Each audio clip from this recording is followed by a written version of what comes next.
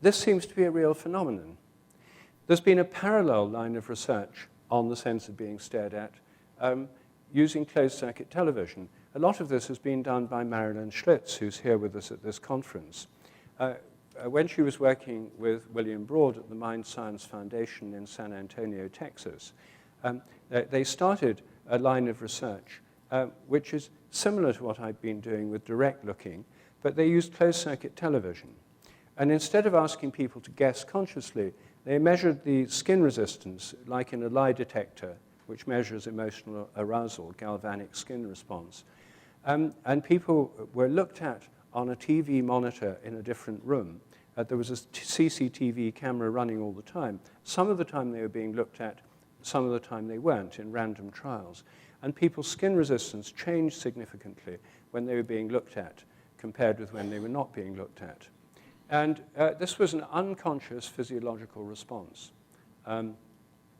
This has now been widely replicated, and I think that this is particularly interesting if you can tell when one person's looking at you on a CCTV screen. What if this were done on live television with 1 million people looking at you? Would you be able to tell more than with just one? I think you would. This experiment has not yet been done, but it's something that could be done on live TV, and it would be absolutely fascinating television. I've also interviewed surveillance personnel who use closed-circuit television, and most of them are convinced people can tell when they're being watched on CCTV.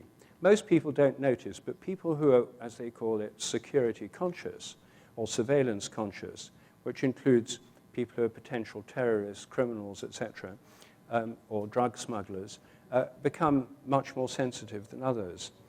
I gave a talk on this in Washington, D.C. 2 or 3 years ago, and one of the people in the audience told me afterwards that he was in the FBI, and he'd been trained in surveillance at an FBI surveillance training course. And he said their trainer had told them that if you see someone doing something that they shouldn't do, like smoking in a no-smoking area on the CCTV, the trainer had said, just stare at them hard on the screen and they'll stop.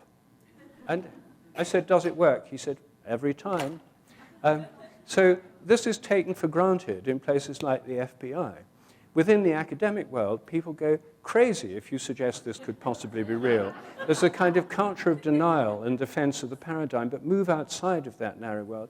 Everyone, including children, just take this for granted. It's part of everyday experience, and the professionals are very aware of it.